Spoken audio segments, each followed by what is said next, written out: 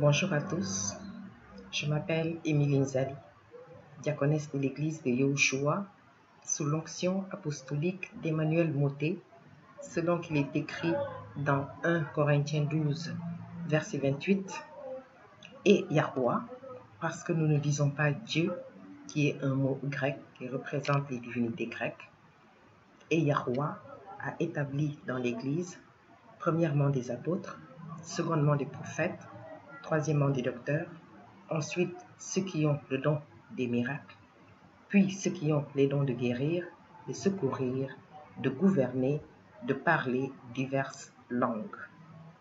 Amen.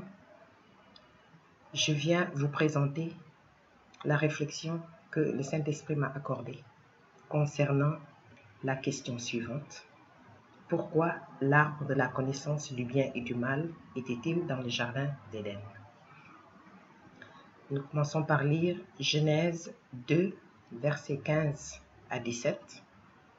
L'Éternel Yahweh prit l'homme et le plaça dans le jardin d'Éden pour le cultiver et pour le garder. L'Éternel Yahweh donna cet ordre à l'homme. Tu pourras manger de tous les arbres du jardin, mais tu ne mangeras pas de l'arbre de la connaissance du bien et du mal, car le jour où tu en mangeras, tu mourras.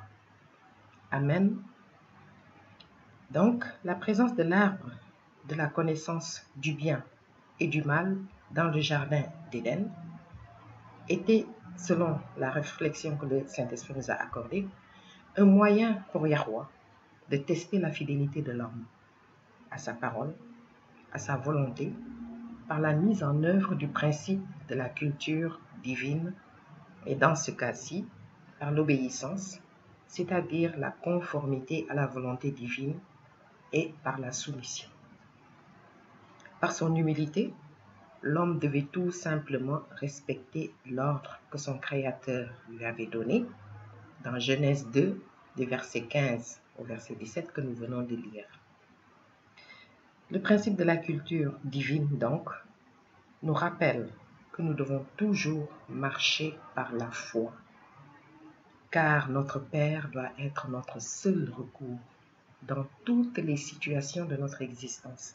Et, de ce fait, Adam et Ève devaient développer et produire la nature divine en portant les fruits de l'esprit décrits dans Galates 5 au verset 16, à partir du verset 16. Je cite, « Je dis donc, marchez selon l'esprit et vous n'accomplirez pas les désirs de la chair, car la chair a des désirs contraires à ceux de l'esprit, et l'esprit en a de contraires à ceux de la chair. Ils sont opposés entre eux, afin que vous ne fassiez point ce que vous voudriez. Si vous êtes conduits par l'esprit, vous n'êtes point sous la loi. Or, les œuvres de la chair sont manifestes. Ce sont l'impudicité, l'impureté, la dissolution, l'idolâtrie, la magie, les inimitiés, les querelles, les jalousies, les animosités, les disputes, les divisions, les sectes, l'envie, l'ivrognerie, les excès de table et les choses semblables. Je vous dis d'avance, comme je l'ai déjà dit, que ceux qui commettent de telles choses n'hériteront point le royaume de Yahweh. Mais le fruit de l'esprit, c'est l'amour, la joie, la paix, la patience, la bonté, la bénignité, la fidélité, la douceur, la tempérance. La loi n'est pas contre ces choses. Fin de citation. Amen. Or donc, dans la foi en la parole de leur Créateur, en préservant une relation d'amour et d'obéissance qui rejette leurs propres désirs attisés par le serpent, Adam et Ève devaient demeurer fidèles à Yahweh.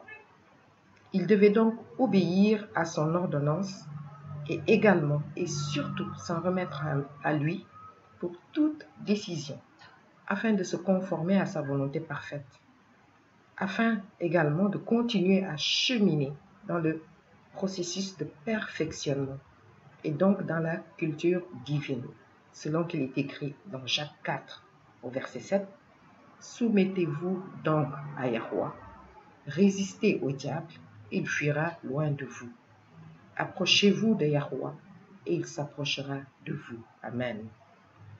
En mangeant le fruit de l'arbre de la connaissance du bien et du mal, Adam et Ève n'ont donc pas pu produire les fruits de l'esprit que sont l'amour et la fidélité par l'obéissance et par la soumission à la volonté de Yahweh.